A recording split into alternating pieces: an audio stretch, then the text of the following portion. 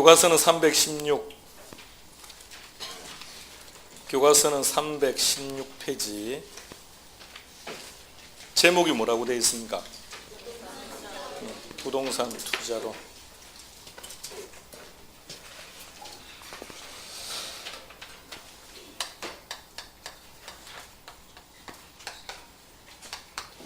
일곱 문제 출제됩니다.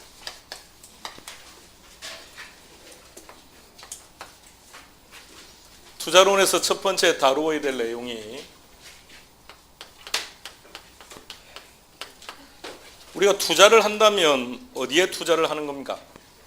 자, 우리가 투자자입니다. 어디에 투자하는 겁니까? 부동산. 그리고요. 부동산, 예금, 또 주식, 또요. 또 말해봐요. 금도 가능하고, 금도 가능하고. 실물자산 그러면 그게 부동산 등에 속하는 거니까 각종 곡물 등등에도 투자할 수 있는 것이고. 자, 그런데 그런 투자에 있어서 가장 큰 문제점은 투자는 늘 위험을 가지고 있다는 것. 그래서 위험을 가지고 있으니까 위험이라는 게 무엇인지를 하는 겁니다. 위험이라는 게 뭘까요? 위험을 한번 정의해 보세요. 위험은 손해다, 손실이다. 또 맞아요. 틀린 게 아닌데 문제는 그러면 답을 못 찾아요.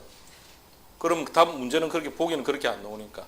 위험이란 내가 생각을 하고 있는 것과 실제로 실현될 가능성이 달라질 가능성을 얘기합니다. 내가 생각하는 것, 그 우리는 예상이라 그러죠. 예상 수익률과 실현 수익률이 달라질 가능성. 진짜 나가서 계산기 사왔습니다. 합격이에요. 오늘은 핸드폰 써도 되는데 너는 과자만 사왔니? 야, 웃긴다. 이모는 계산기 사왔는데 너는 과자만 사.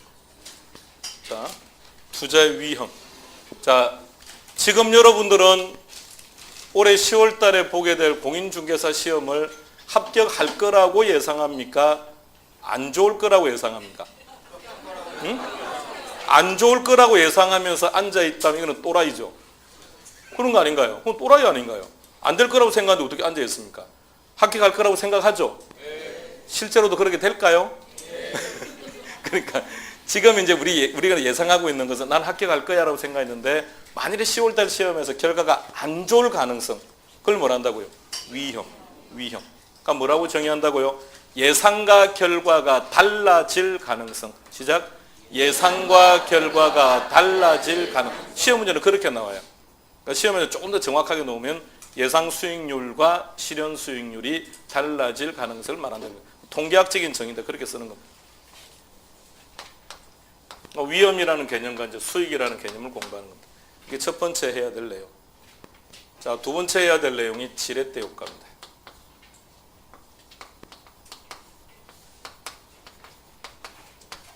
지렛대 효과는 이론은 빈약합니다. 이론이 빈약해서 놓으면 계산 문제인데 계산 문제가 작년에 나왔습니다.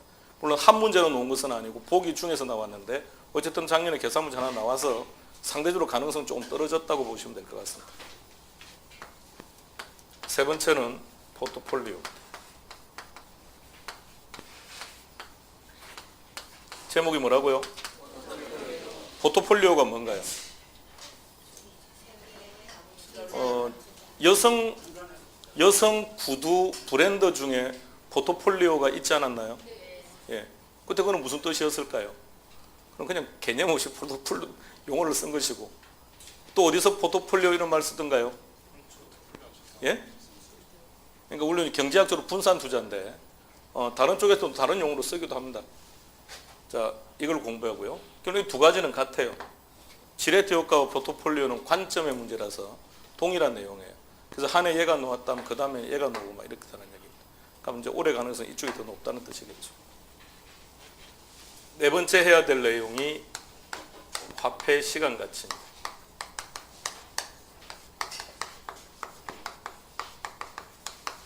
다섯 번째 해야 될 것이 현금 흐름의 측정. 일곱 번째 해야 될 게 여섯 번째네. DCF입니다.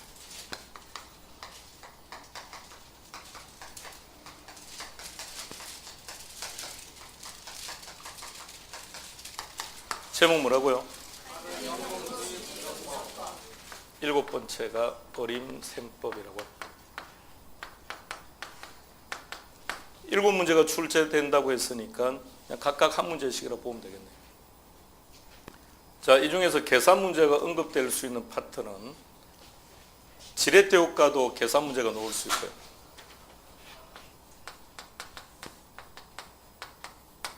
포트폴리오는 계산 문제가 나오면 그는 사례 형태로 나옵니다. 그러니까 이 계산 문제는 몇 프로인지 구하세요라는 게 문제입니다. 근데 얘는 몇 프로인지 구하라 이런 문제가 나올 수가 없어요. 숫자를 제시하고 그 숫자를 해석할 수 있는 능력이 있는지를 물어보는 그런 형태의 문제입니다. 화폐 시간 같이 얘도 계산 문제가 나오고요. 여기도 계산 문제, 여기도 계산 문제, 여기도 계산 문제. 그래서 7문제 중에서 5문제가 계산 문제로 나온 적도 있다는 얘기입니다. 그러니까 투자로는 계산 문제를 패스해버리면 그럼 아예 투자로는 패스하는 게 낫습니다. 공부 안 하셔야 됩니다. 그러니까 계산 문제와 아주 친숙해져야 된다는 거예요. 다음, 계산 문제가 나오면 그 다음 해는 이론으로 나옵니다. 이론으로 출제되면 그 다음에는 또 계산 문제로 나옵니다. 갔다 왔다 번갈아 가면 출제되고, 계산 문제가 출제되는 파트는 그러니까 어림셈법 전체가 계산 문제는 아닐 거 아닙니까? 그 중에서 말 어느 특정한 파트가 계산 문제로 나온다는 얘기는 그건 중요하다는 얘기예요. 가장 중요한 파트가 계산 문제로 나오기 때문에. 그래서 계산 문제가 나왔던 파트는 항상 그 다음에는 이론 형태로 다시 출제하고 있다는 얘기입니다. 자, 첫 번째, 투자의 위험과 수익인데 여기서 해야 될 것은 각각의 개념은 일단 아셔야 되고요. 각각의 개념들은 알아야 되고. 자, 그럼 일단 먼저 그거부터요.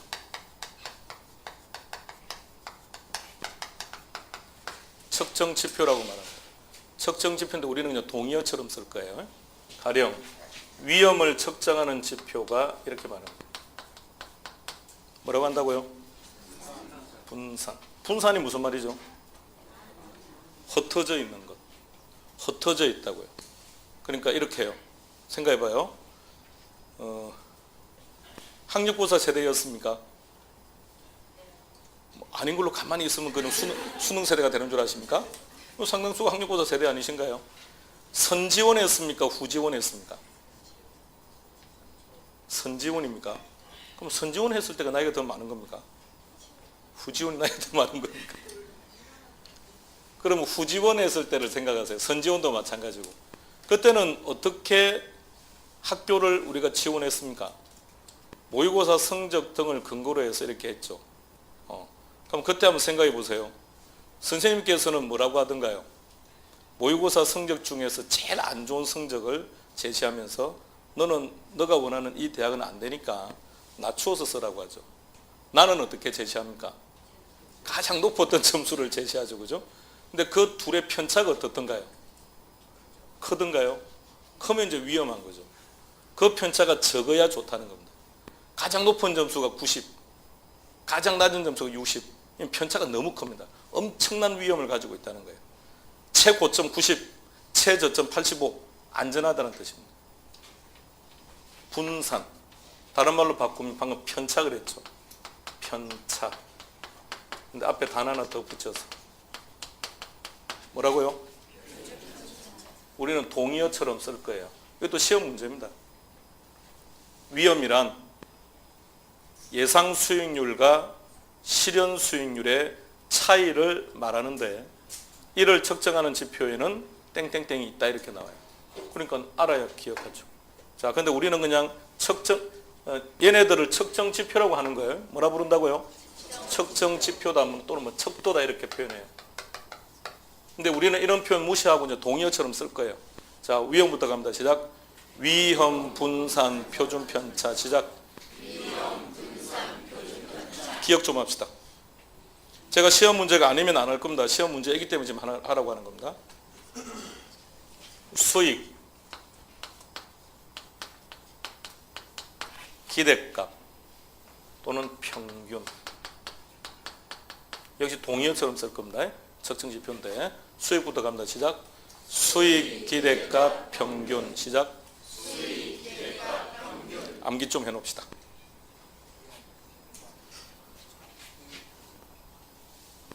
이게 이제 첫 번째 해야 될 내용이고요. 위험에서는 위험의 유형이라는 게 있습니다. 이게 중요합니다. 위험의 유형이 출제 빈도가 높아요. 자, 예를 들어 봅시다. 이자율 위험이라는 게 있습니다. 이건 뭘까요? 이자율 위험. 느낌대로. 응? 이자율이 올라가는 것. 무엇보다. 자, 은행에서 대출을 받은 거예요. 대출을 받아서 우리가 그 돈을 가지고 뭐 한 거죠? 부동산에 투자를 한 거예요. 근데 그 부동산 투자로부터 수익이 5% 생기고 있습니다. 5%. 그런데 은행 이자는 3%밖에 안 돼요. 자, 다시 대출을 받았습니다. 대출을 받았습니다. 이 돈을 부동산에 투자를 한 거예요. 근데 이 투자로부터 수익이 5% 생깁니다. 근데 나는 은행에 이자를 3% 줘야 됩니다. 대출 받은 것이 유리한 겁니까? 불리한 겁니까? 유리? 그것을 이렇게 불러요. 뭐라 부른다고요? 다시 시작. 뭐라 한다고요? 그런데 이자율이 올라가 버렸습니다. 부동산 투자 수익률이 5%인데 은행 대출 금리가 7%가 돼 버렸어요. 그럼 손해 보는 거죠. 그럼 지렛대 효과의 반대말, 그걸 금융적 위험이라고 불러요. 뭐라 부른다고요? 그러니까 지렛대 효과와 금융적 위험은 행위는 동일한 행위네요. 어떤 행위를 한 거죠? 대출을 받았다는 거. 대출을 받았다. 돈을 빌렸다. 빌려서 이익을 보면 뭐가 됩니까? 이익을 보면 지렛대, 손해를 보면 위험. 예. 계산기 사오셨습니까? 예. 아니, 안 사오셔도 되는데 제가 너무 강력하게 얘기했나요? 어쨌든 합격입니다. 지금 나가서 막 다니시면서 계산기 사오시면 다 합격이에요. 끝까지 버티고 있었던 분들은 모르겠어요. 그냥 버텼죠, 그냥. 자, 그런 것들. 유동성 위험 뭘까요? 유동성 위험. 유동성이 무슨 뜻일까요? 설마 그게 움직인다는 뜻일까요? 아니, 초등학교 국어 시간도 아닌데. 유동성, 유동화, 이건 무슨 말일까요? 내가 가진 자산을 현금으로 바꾸는 것. 현금으로 바꾸는 것. 자, 우리 다 같이 술 마시러 갑니다. 자, 다 같이 술을 많이 먹었습니다. 이제 술값 계산을 해야 되는데 수중에 돈이 한 푼도 없습니다. 그럼 어떻게 해야 됩니까? 이럴 때 또 카드 이렇게 하면 정말 바보라고 요구도 없습니다. 카드는 현금입니다. 자, 없어요. 어떻게 해야 됩니까? 시계 풀어야죠. 자, 시계 풀었습니다. 근데 시계를 풀었는데도 술값 해결이 안 됩니다. 또 풀어보세요. 응? 신발? 자켓요? 자켓 풀었습니다. 또요? 반지, 시계 반지 여기 속값. 자, 자켓 풀었습니다. 그 다음에 그러니까 구두를 벗었을 때 받아줄 거냐의 문제겠죠. 자, 이때 이 순서, 술집 주인이 받아주는 순서가 유동성이 높은 순서대로 받아준 거예요. 무슨 말이죠? 현금으로 바꾸는 것이 쉬운 순서대로 받아주는 거예요. 이런 걸 유동성이라고 해요. 그럼 유동성 위험은 뭘까요? 현금화 시키기가 어렵다라는 얘기입니다.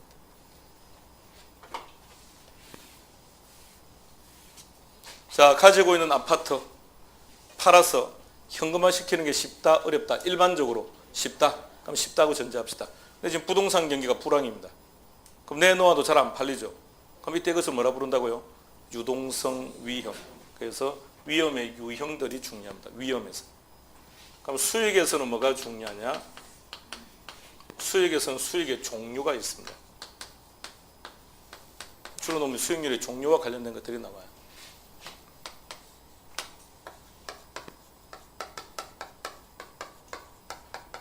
무슨 수익률? 두 번째는 어떤 게 중요할까요? 요거 수익률이 중요합니다. 시험에서는. 세 번째는 제목은 뭐요? 이게 무슨 뜻입니까? 실현 수익률. 내 호주머니에 들어온 수익률이에요. 투자했다 하기 전이다. 투자를 한 거죠. 했으니까 돈이 들어온 거죠. 투자로는 말입니다. 우리가 공부하는 투자로는 사후적 개념을 다루는 게 아닙니다. 사전적 개념을 다루는 거예요. 여기서 우리가 공부하고자 하는 뭐냐? 투자를 할까 말까 이거 고민하는 거예요. 의사결정을 지금 하려고 하는 겁니다. 의사결정을 하려고 하는데 그 의사결정을 우리는 보통 어떻게 하는 겁니까? 그날의 기분에 따라서 하죠. 날씨가 좋네 확 질러버리는 거죠. 어때요? 오늘 우울하십니까? 우울할 때는 어떻게 하면 또 확 질러버리죠. 그러니까 그렇게 한다고. 그럼 그렇게 하면 합리적이지 못한 거니까 합리적인 방안들을 찾아보자는 겁니다. 그렇다면 투자하기 전입니까? 후입니까? 전이죠. 우리 다 사전적 개념들을 다루는 거예요. 그래서 기대 수익률을 사전적 수익률이라고 합니다. 그런데 왜 요구 수익률이 중요하다고 하느냐? 얘가 기준이기 때문에 그래요. 기준이 되기 때문에. 그래서 실현 수익률은 용어 정의 정도만. 실제 우리 시험에서는 다루지 않는 대상. 자, 그 다음에 해야 될 게 위험과 수익의 관계입니다.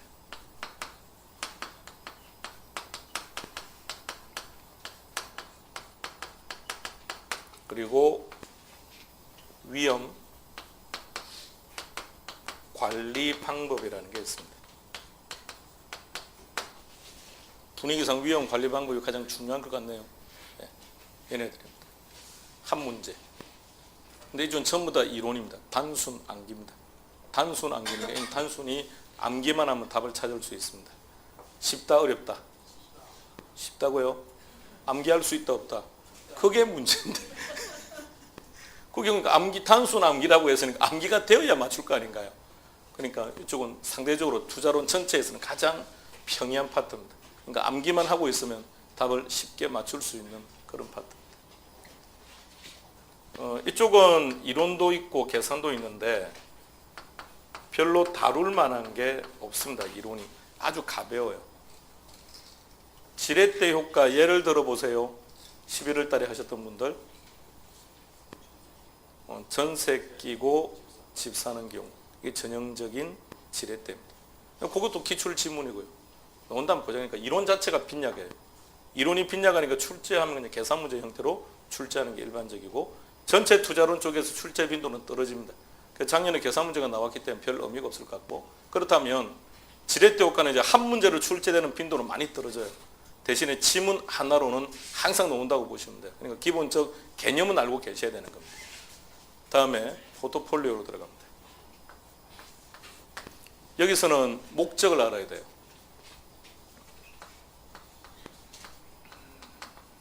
목적을 알아야 그 목적을 가지고 전체 내용들을 정리할 겁니다. 목적이 뭘까요? 오, 위험이라는 단어가 나왔습니다. 좋습니다. 합격입니다. 자, 목적은 위험을 회피하는 거예요.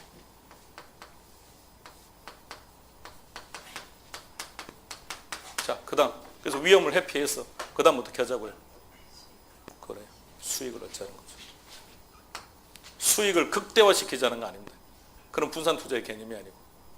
자, 수익을 최대화시키려면 높은 수익을 얻으려면 몰빵하는 게 좋습니까?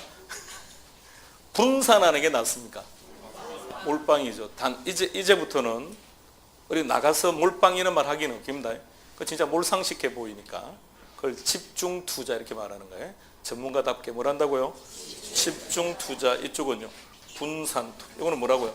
분산 투자. 그럼 위험을 회피해서 안정된 수익, 안정된 수익을 획득하는 이게 목적이에요. 자, 그런데 이 위험이라고 하는 것을 1950년대에 마크위치라고 하는 학자가 처음으로 위험을 두 가지로 나누어요. 체계적 위험이라고 하는 것하고 비체계적 위험이라는 것하고. 체계적 위험은 피할 수 없는 것들입니다. 비체계적 위험은 피할 수 있는 것들이에요. 그래서 중요한 건 시험이 이게 중요한 거죠. 그동안도 여러 번 출제되었던 문제고. 비체계적 위험을 회피해서 안정된 수익을 확보하는 것. 그러면 여기서는 목적을 알면 우리가 해야 될 내용들이 나옵니다. 첫 번째는 뭘 해야 됩니까? 위험에 대한 내용들을 학습해야 돼요. 위험의 종류들을 공부해야 돼요. 그 다음에 안정된 수익을 얻으려면 어떻게 하면 되느냐 이런 것들을 공부하는 거예요. 위험을 회피하려면 어떻게 하면 됩니까? 분산 투자. 그래서 그 대상이 어떤 위험이라고요? 비체계적 위험. 그런 내용들이라고요. 그러니까 포트폴리오에서 우리가 학습해야 될 내용들은 목적만 알면 그 속에 다 숨어 있다고요. 안정된 수익을 얻으려면 어떻게 하면 될까요? 그럼 분산 투자가 되돌아갔는데요. 분산 투자 목적은 또 이래 되면 이상하니까 안정된 수익을 얻으려면 어떻게 하면 될까요? 수익을 안전하게 얻으려면. 응? 부동산에도 투자하고 주식에도 투자하고 예금에도 투자하고 금에도 투자하고 곡물에도 투자하고 다양하게 응? 원유에도 투자하고 이렇게 다양하게 투자해 보는 거죠. 자, 이렇게 한번 생각해 봅시다. 앞으로 달러 가치는 어떻게 되는 겁니까? 그러니까 일단 기본적인 전제는 트럼프 노믹스가 일단 먹힌다는 전제에서 가야죠. 트럼프의 지지율은 일단 뭐 미국 대통령 중에서 취임하는 시기에는 가장 낮다고 하지 않습니까? 그럼 그렇게 하다 그 사람도 조만간 탄핵될, 자, 어떻게 된, 자, 가면요. 남의 나라니까 뭐 되든지 말든지. 자, 그러면 일단 트럼프가 일단 미국에서 먹히고, 그렇게 해서 트럼프가 말하는 강한 미국이 진짜 먹힌다고 전제합시다. 그럼 달러 가치는 어떻게 되는 겁니까? 올라가겠죠. 그러면 금값은요? 무조건 떨어지는 거예요. 왜 금값이 올라가죠? 금의 희소성 다 필요 없는 얘기입니다. 왜 금값이 올라갈까요? 달러 가치가 떨어져서 그래요. 달러 가치가 떨어지니까 달러에 투자했던 많은 자금들이 달러에서 빠져나와서 그 돈이 금으로 간 거예요. 항상 금하고 달러는 반대로 움직여요. 반드시 그렇다면 또 찜찜한데 대체로 그래요. 대체로. 그러면 이제 달러 가치가 계속 올라가요. 그럼 투자자 입장에서는 투자할 만한 강력한 대상이 나타난 거 아닌가요? 그럼 금에 투자했던 사람들이 돈을 회수해서 어디로 간다고요? 달러로 간다고요. 그럼 금에 투자한 금액들이 점점 줄겠죠. 그럼 금가는 당연히 떨어지는 거죠. 그럼 달러 가치가 분명히 좋아질 거라고 전제한다면 지금은 금을 팔아야 되는 시기고요. 근데 만일 트럼프 노믹스가 먹히지 않아서 아마 저 사람이 저렇게 나가다가는 아마 세계적으로 비판받고 지탄받고 미국 내에서도 탄핵 얘기가 거론될 가능성이 높다라고 한다면 지금 계속 금에 투자하는 것은 바람직한 것이고요. 어떻게 하면 좋느냐? 방금 말했던 그런 방식으로. 자, 그런데 어떻게 그러면 그것을 찾아갈 거냐? 중요한 단어니까 얘도. 이 단어를 꼭 기억하고 있어야 돼요. 시작. 다시 시작. 개수가 뭡니까? 숫자. 상관은 뭡니까? 그래요. 상호관계입니다. 상호관계를 숫자로 표현한 거예요. 상호관계를 숫자로 표현한 건데 얘는 0에서부터 1까지의 값을 가지고 있습니다.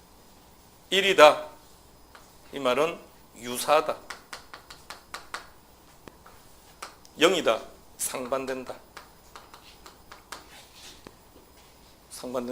그러면 포트폴리오는 0하고 1하고 어느 쪽에 가까울수록 좋을까요? 응? 0쪽으로 가까워질수록 좋다는 얘기입니다. 아, 잠깐만요. 좀 숫자를 잘못 썼습니다. 마이너스 1에서부터 0까지입니다.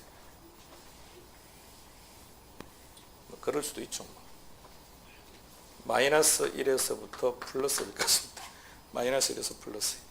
그러면 얘는 유사하다. 같은 방향으로 움직인다. 얘는 상반된다. 반대 방향으로 움직인다는 얘기입니다.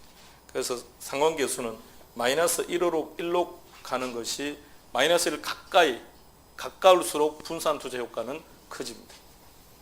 그러니까 안정된 수익을 획득하려면 어떻게 하면 된다? 상관계수가 마이너스 1에 가까운 자산에 투자한다. 시작. 안정된 수익을 얻으려면 어떻게 한다? 문제도 읽어요. 시작. 안정된 수익을 획득하기 위해서는 상관계수가 마이너스 1에 가까울수록 좋다 이렇게 되는 거예요. 우리 상관계수라는 거 자주 봅니다. 자주 접하는 게 최근에 드라마에서 친자 확인 같은 것들 자주 하죠. 그죠? 그러니까 제일 뒤에 숫자가 어떻게 나오던가요? 뭐 검사 데이터가 쭉 나와 있고 제일 마지막에 숫자가 어떻게 나와 있던가요? 99.999 거짓말 0.999 돼 있었겠죠? 이렇게? 예, 그게 99.999입니다. 자, 0.99라는 말은 무슨 말입니까? 플러스 1이라는 얘기네요. 그 말은 무슨 말입니까? 너 아들이다 이 말입니다. 너 아들이다. 앞에 마이너스가 붙어 있으면요. 남의 거다 이 말입니다. 분위기가 아무런 반응이 없네요. 앞에 마이너스가 붙어 있다는 것은 남의 애라고요. 그럼 이제 어떻게 되는 겁니까? 죽어야 될 겁니까? 한 사람은. 자, 그럼 다시 그 의미를 잘 봐요. 그러면 0.99가 나온다는 얘기는 유사하다는 뜻이네요. 그러니까 친자 확인에 있어서는 플러스 1쪽으로 나와야죠. 이해되시겠습니까? 그러나 분산 투자는 그렇게 나와서는 안 된다는 얘기입니다. 그럼 이 수치가 0.587 이렇게 나올 수도 있을까요? 너거일 수도 있고 아닐 수도 있고 진짜 확인해서 이렇게 나올 수가 없죠. 예, 여기는 플러스 1이 되든지 마이너스 1이 되든지 둘 중에 하나는 없겠죠. 앞에 마이너스가 붙어 있든지 왜 0.99일까요? 그냥 1이라고 안 하고. 과학이라고 하는 것은 어떤 100%라고 하는 개념을 제기하기가 좀 그러니까 이렇게 표시하는 거죠. 제목이 뭐라고 했습니까? 다시 시작. 잘 기억하세요. 제목 입력.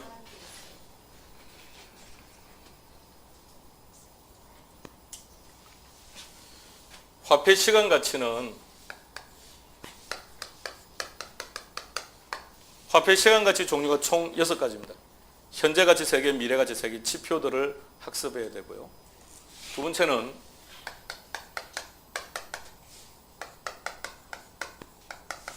제목이 뭐라고요? 그럼 그 반대 상환 비율이라고 했으니까 물론 100%가 될 수도 있겠죠. 아니, 상환 비율이 40%라면 나머지 60%는 뭐가 될까요? 갚았다. 갚은 비율이니까. 그럼 나머지는요? 남아있는 비율.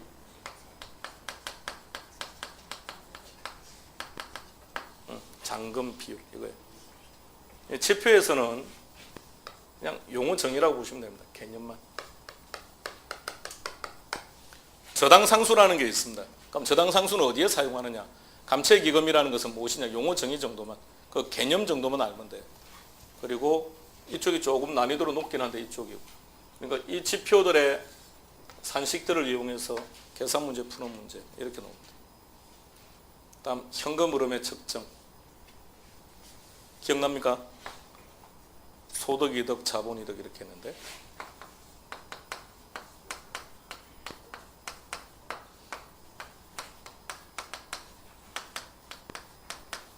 소득이득의 종류 5가지 시작.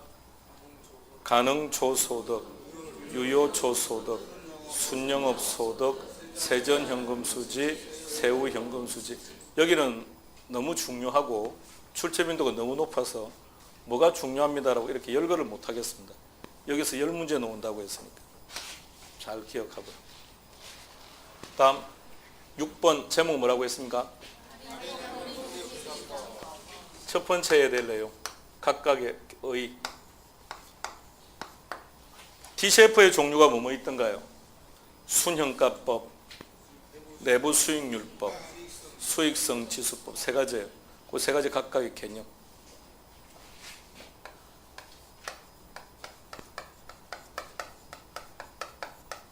제목 뭐라고요? 기억하세요.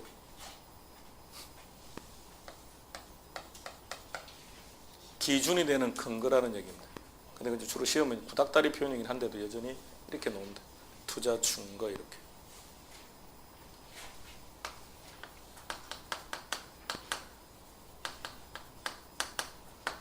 그리고 각각의 상호 비교. 피드백인데요. 무조건 아셔야 됩니다. 물론 각각의 특징도 아셔야 되고. 다 시험 문제들입니다. 임대주택 정책이 한 번도 안 빠지고 다 나왔다고 했습니까? 뭔 표정이 이래요. 1회 때부터 작년까지 단 한 번도 안 빠지고 다 나왔다고 했습니다. 얘도 마찬가지입니다. DCF도. 무조건 시험 문제입니다. 그 다음에 어림셈법. 여기는 이론도 나오고 물론 계산도 나오는데 어림셈법이라는 말이 뭘까? 일단 제목에서 느껴보세요. 그래요. 대충 어림짐작으로 때려잡는 거예요. 우리가 평소 하는 것처럼 대충 느낌으로 때려잡는 것. 여기는 두 가지가 있습니다. 제목 뭐라고요?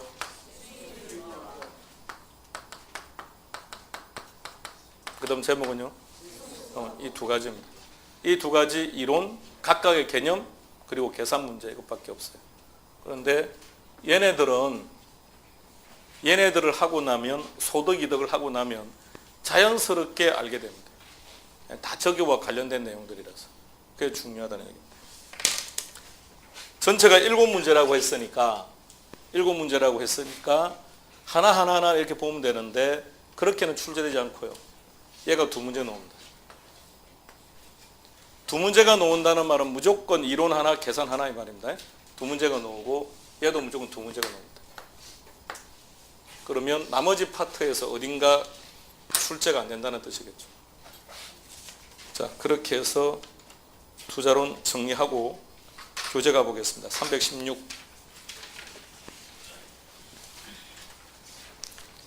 1절에 부동산 투자 이론의 1번 제목이 뭐라고 되어 있습니까? 부동산 투자의 기초 개념이라고 해서 어디까지 나와 있냐면 321페이지까지. 321페이지까지.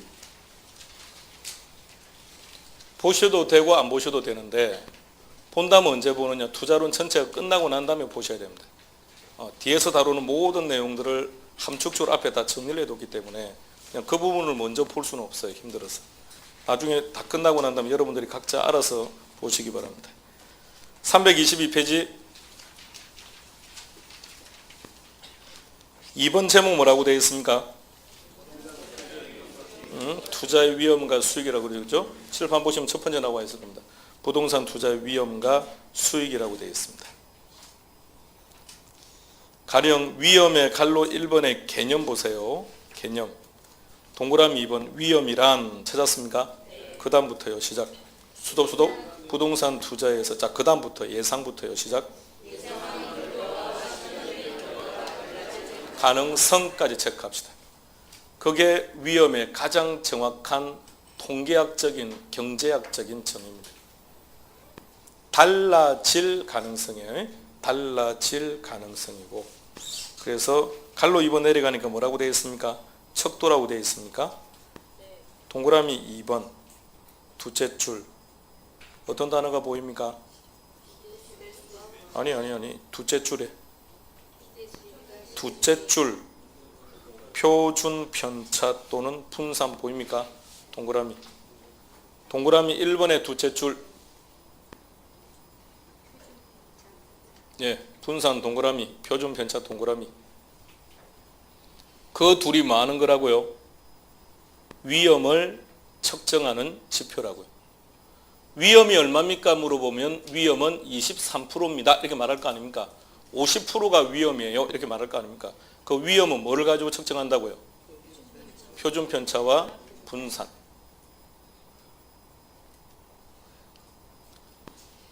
대통령 후보자들의 지지율 나오죠. 그 지지율이 들쑥날쑥하는 것은 아주 위험하다는 뜻이에요. 50% 올라가는 것도 중요한데 그 10% 떨어진다면 엄청나게 위험하다는 얘기입니다. 그러니까 평탄하게 가는 것들. 물론 이제 일정한 수치 이상으로서 이제 평평하게 가는 것이 좋은 거겠죠. 그런 내용들이고 323페이지 갈로 3번 제목 뭐라고요? 자 봅시다. 위험에서는 뭐가 제일 중요하다고 했습니까? 위험의 유형이 제일 중요하다고. 거기다가 별 표시한 게.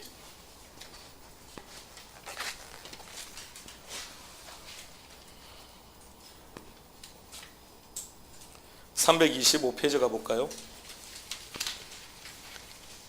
이번에 제목이 수익률인데 갈로 이번에 뭐라고 되어 있습니까? 종류라고 되어 있습니까? 칠판 한번 볼까요? 수익에서는 뭐가 중요하다고요? 종류라고 되어 있습니까? 거기다 별 표시 한 개. 329로 갈게요. 329 찾았습니까? 큰 3번 제목 뭐라고 되어 있습니까? 그래서 갈로 1번에 보니까 위험에 대한 투자자의 태도라는 단어가 보입니다. 찾았습니까? 자, 거기 그대로 펼쳐놓고요. 자, 고도리 칩니다. 자, 고도리 칩시다. 자, 점당 얼마 할까요? 평소 하시는 대로 하세요. 점당. 자, 점당 10원 하시는 분, 자, 어디 보내세요. 경제학적인 마인드가 없는 분들이에요. 자, 점당 10원이라는 것은 어떤 의미를 가지고 있을까요? 시간을 한번 죽여보자는 목적으로 치는 거예요. 그럼 이렇다면 경제학적인 개념이 없는 거예요. 자, 점당 1,000원 할까요? 한번 1,000원 해봅시다. 자, 1,000원 합니다. 시작. 점당 1,000원인데 지금 눈빛이 이 정도라고요? 아닐 텐데요, 지금. 누군가 한 명이 실수하면 죽이려고 할 텐데 눈빛을 좀 강력하게 만들어 봐요. 자, 그럼 칩니다. 점당 1,000원에. 자, 여러분들은 못 먹어도 고 스타일입니까? 아니면 못 먹으면 스톱하는 스타일입니까? 고입니까? 스톱입니까? 자, 고도 나왔고 스톱도 나왔고 스톱. 예, 합리적인 투자자라고 말해요. 그를 위험 회피형이라고 말해요. 나는 못 먹어도 고야. 위험. 못 먹어도 스톱이 위험 회피형이라니까요. 그러니까 못 먹어도 고면요. 위험 추구인데 실제로는 그 위험 추구가 아니고 또라이입니다. 또라이인데. 그런 일단 다루지 않고요. 그 동그라미 1번의 제목이 뭐라고요? 위험 회피형 되어 있으니까 그 제목에만 동그라미 해놓으세요. 위험 회피형.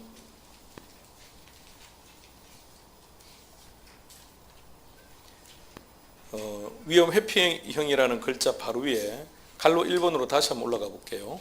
위험에 대한 투자자의 태도. 위험에 대한 투자자의 태도는 회피, 추구, 중립형으로 구분해 볼 수 있다. 투자자들은 일반적으로 위험을 싫어하는, 자, 그 다음부터요. 시작.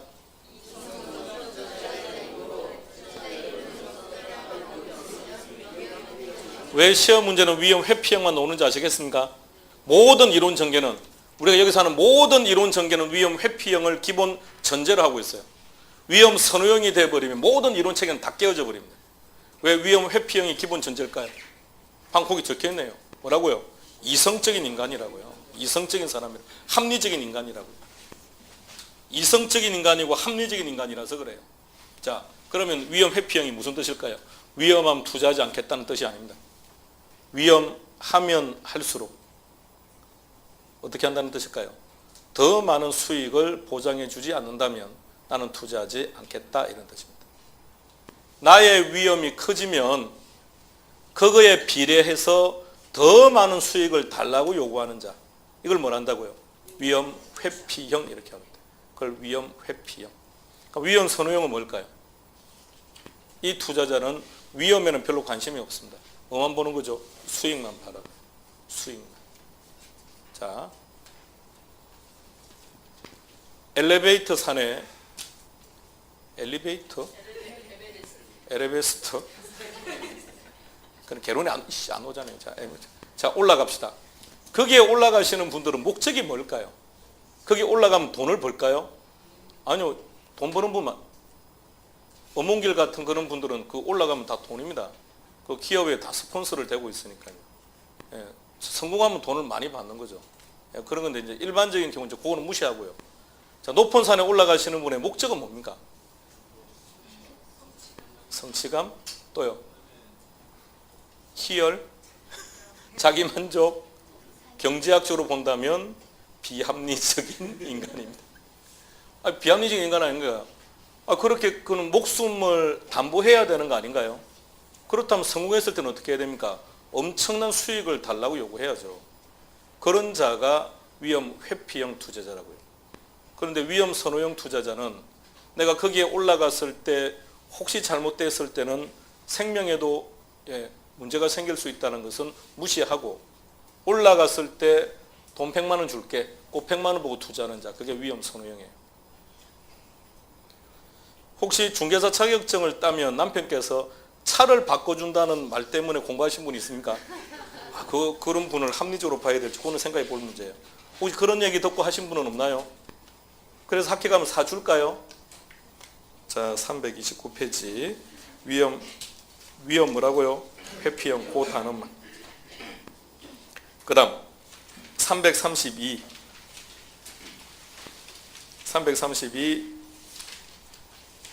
갈로 2번은 제목이 뭐라고 되어 있습니까? 다시 한 번 더요. 시작. 제목에만 체크해 놓을까요? 그게 용어가 무슨 뜻인지는 아셔야 됩니다. 용어는 알아야 되기 때문에. 상쇄, 그 단어는 비례한다는 뜻일까요? 반비례한다는 뜻일까요? 그래서 상식적으로 접근하면 반비례가 되죠. 아닙니다. 비례한다는 뜻이에요. 비례. 여기에서만. 그러니까 제목을 잘 봐요. 수익과 위험의 상쇄, 여기에서만 상쇄가 비례의 뜻이라고요. 그러면 이 단어가 수익과 위험의 상쇄 관계가 아니라 그냥 지문에서 상쇄라는 단어만 놓으면 비례 반비례, 그럼 반비례한다는 뜻이고요. 혼돈하지 않도록 하세요. 여기서만 비례. 무엇과 무엇이 비례한다고요? 위험과 수익이. 위험과 수익이 비례한다는 말입니다. 위험이 크면 클수록 수익도 어떻게 된다고요? 커진다. 용어 정도만 봐두시면 돼요. 넘기겠습니다. 334를 가시면 수익의 측정이라고 해서 나올 겁니다. 제목 봤습니까? 예. 동그라미 2번 찾으세요. 2번 찾으면 제일 마지막에 기대치라는 단어 있습니까? 동그라미.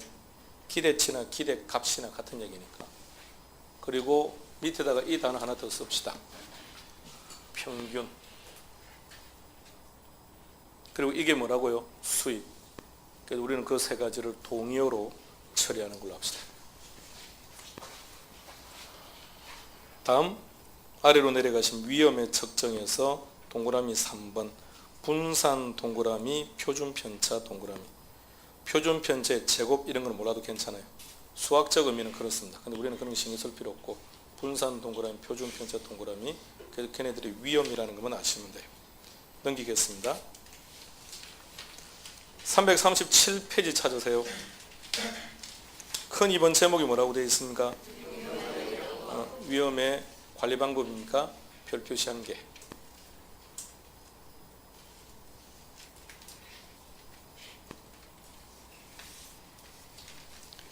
그 다음 340페이지 큰 4번 제목 뭐라고 되어 있습니까? 예, 지렛대 이론이니까 넘겨보시면 343페이지까지입니다. 그러니까 이론이라는 개념 자체가 별로 없어요. 이론이라는 개념이. 그렇다면 한 문제로 놓을 가능성은 지극히 낮아요. 한 문제로 놓을 가능성은 그냥 없다고 생각하시고 지문 1개, 2개 정도로 놓을 겁니다. 그럼 지렛대 효과가 어떤 건지 개념 정도만 알고 있으면 돼요. 340페이지 개념 찾았습니까? 예, 동그라미 1번, 갈로 1번 한번 확인해 보시고요.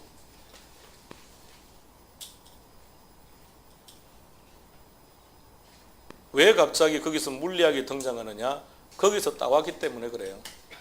자연과학에서 체계화되어 있던 이론들을 이렇게 사회과학들이 활용을 합니다. 그러면서 사회과학이 눈부시게 발전하게 됩니다. 갈로 2번 찾으세요. 지렛대 효과란 그 다음부터요. 시작.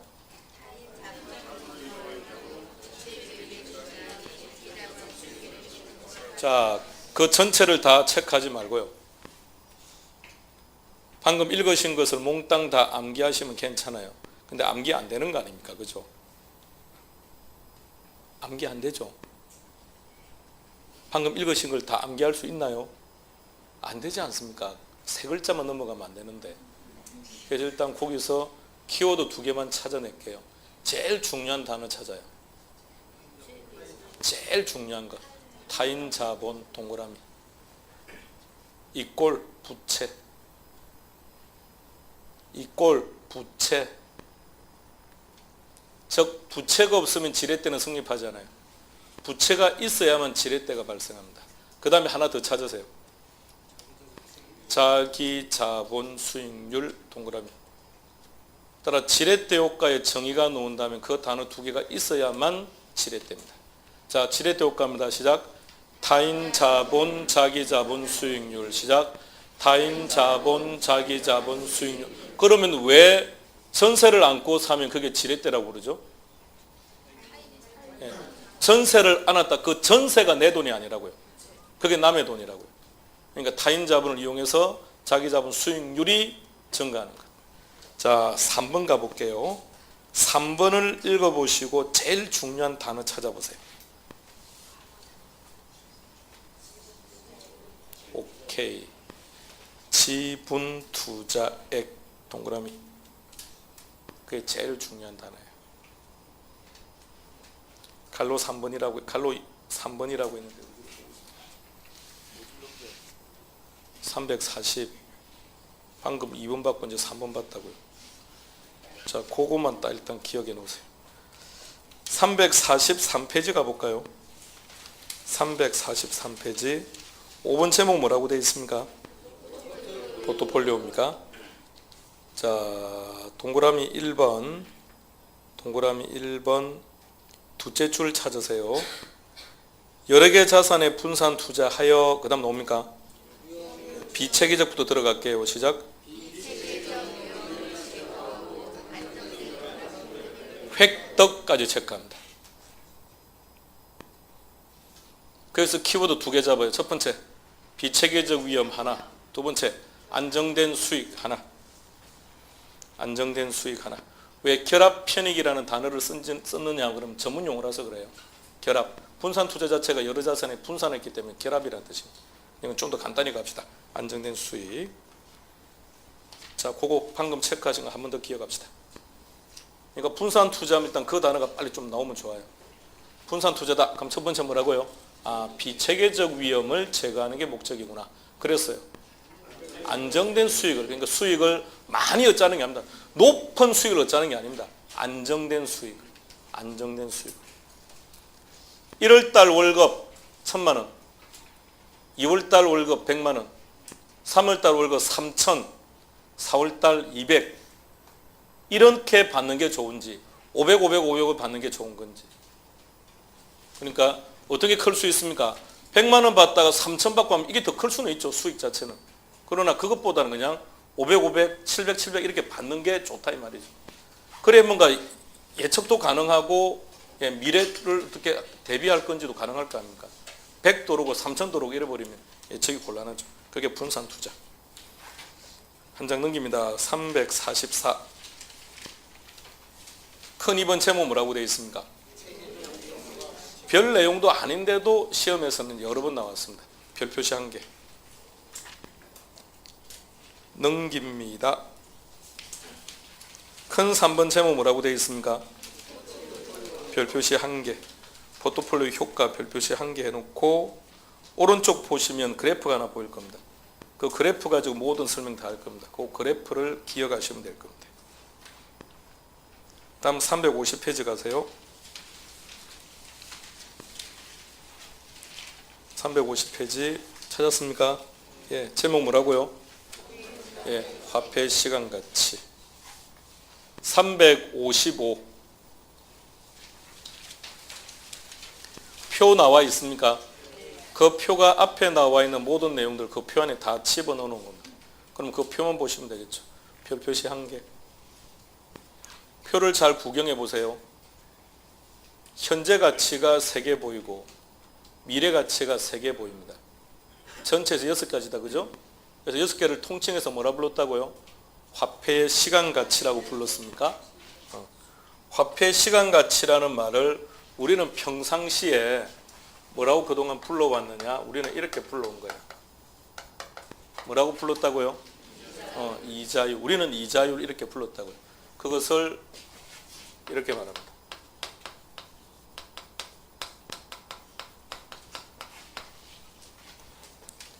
내용을 쭉 설명한 후에 이것은 어떤 금융계수를 설명한 것이냐 이렇게 나와요. 금융계수 써야죠. 제목에다가. 또는 자본 환원계수라고 말합니다. 우리가 평소 사용하는 용어는 이자율인데 시험에서는 금융계수다, 자본 환원계수다 이렇게 나옵니다. 용어 아시아 답을 찾아요.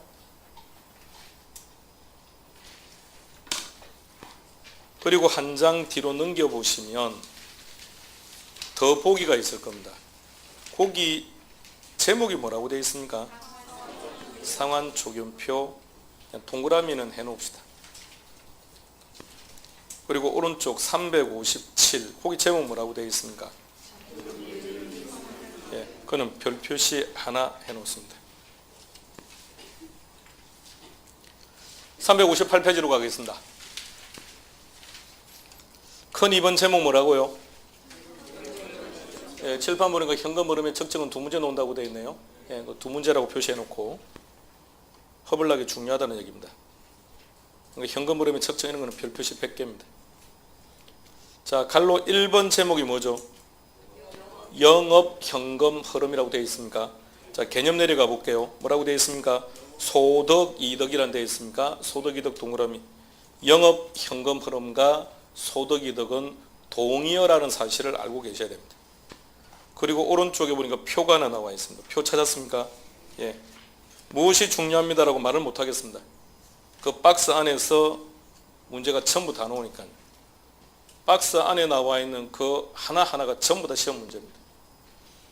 그래서 거기 별 표시 100개 놓으면 돼요. 다음 362페이지. 큰 2번 제목은 뭐라고 되어 있습니까? 매각 현금 흐름. 바로 아래 갈로 1번 제목은요. 둘은 동의어입니다.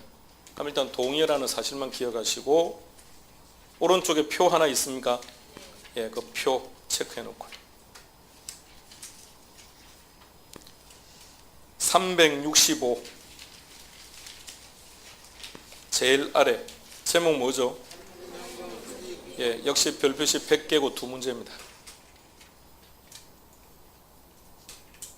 안에 나와 있는 내용 어떤 게 중요하다라고 말씀 못 드리겠습니다. 몽땅 다 해야 됩니다.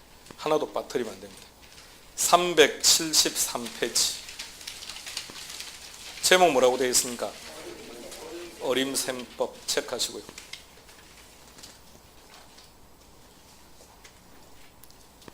한 문제라 그랬습니다. 자, 그러면 전체 한번 볼까요? 이쪽이 가장 간단하다고 표현했는데 상대적으로 좀 가볍다는 내용이고 암기할 거는 그만큼 또 더 많습니다. 다른 쪽보다는. 그래서 전체 내용에서 얘를 일단 먼저 시작할게요. 현금 흐름의 측정입니다.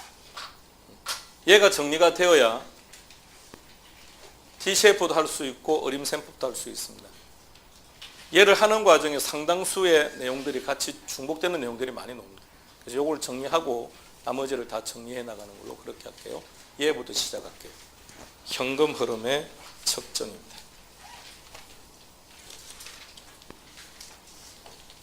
현금 흐름의 측정 교과서 페이지로 가시면 358 큰 2번 현금 흐름의 측정. 그래도 100개 돼 있죠. 예. 그러니까 문항수가 두 문제라고 했는데 문제는 파생되는 게 워낙 많습니다. 그러니까 여기서 다루어지는 내용들은 다른 파트에도 다 연결되는 거지만 투자론 범위를 벗어납니다. 투자론 범위를 벗어나 다른 파트에서도 출제가 됩니다. 그래서 출제 빈도가 아주 높다는 얘기입니다. 현금 흐름의 측정.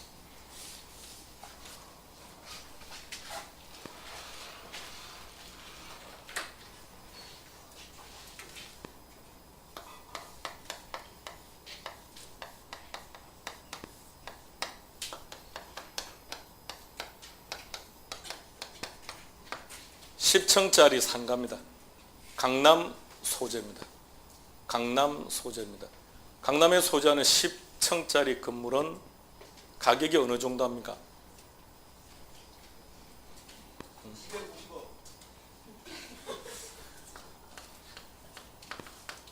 그러니까 모르니까 그냥 인위적으로 설정합시다.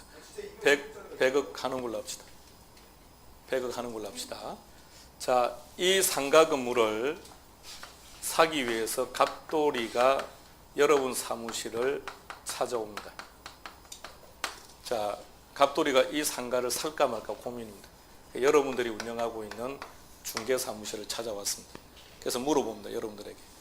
이거 살까요? 아니면 요새 부동산 경기가 안 좋다고 하는데 조금 더 기다려 볼까요? 라고 물었습니다.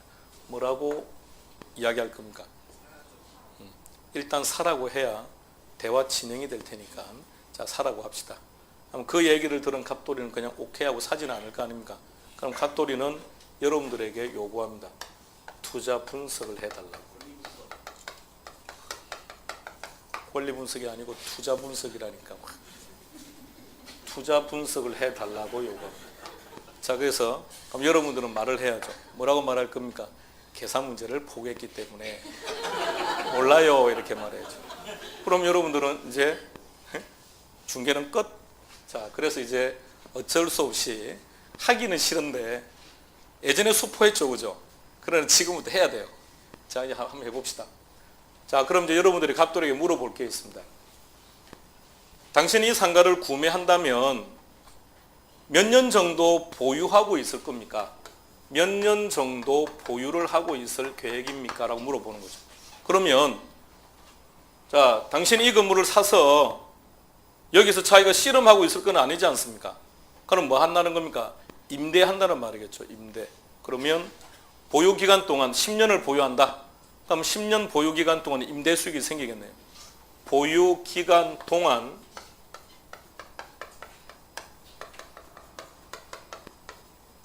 발생하는 수익, 이것을 소득이득이라고 합니다.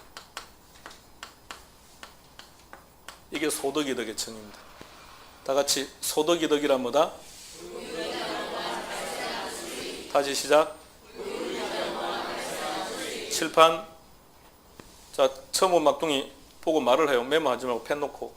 자, 이걸 소득이득이라고 그래요. 근데 이렇게 한번 생각해 보시기 바랍니다. 갑돌이는 이 상가 건물을 사서 어떤 영업 활동을 하는 거죠? 임대라는 영업 활동을 하는 거죠. 그래서 이렇게도 불러요. 영업 현금 흐름 이렇게도 부른다는 얘기예요. 그게 다 동의어들이에요. 자, 그러면 10년 동안 보유하기로 했다면 10년 동안은 임대 수익이 생길 거고, 그럼 10년이 지나면 뭐 한다는 얘기입니까? 처분을 한다는 얘기겠죠. 그죠? 그럼 처분 시에도 발생하는 수익은 있겠네요. 처분 시 발생하는 수익. 얘를 뭐라고 표현한다고요? 자본이. 처분했다고 했습니까? 처분, 매각, 상관없죠? 꼭 매각을 하고 고정화되어 있는 거 아니니까. 처분 또는 매각. 현금 흐름 이렇게도 표현합니다. 동의어들 좀 기억하세요.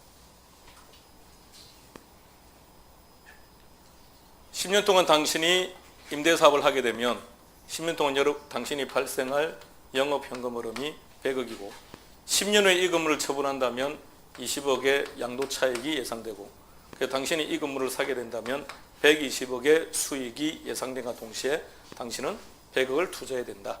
그럼 투자한다 안 한다? 단순한 논리로 한다. 자, 그런데 문제가 하나 있습니다. 수익은 얼마죠? 100억을 투자하고 10년 동안 100억의 임대 수익과 10년이 지나 처분해서 양도차익이 20억이라면 여기에 투자했을 때 우리가 실제 얻게 되는 수익은 얼마가 된다? 20억보다는 낮을 것이다. 어떤 문제가 있다? 화폐 시간 가치 문제가 있다.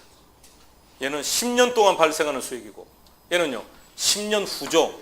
그러니까 이 금액 속에는 2년 후의 수익도 있고 5년 후의 수익도 있고 10년 후의 수익도 있다고요. 그럼 어떻게 되느냐? 그들을 몽땅 다 어떻게 한다고요?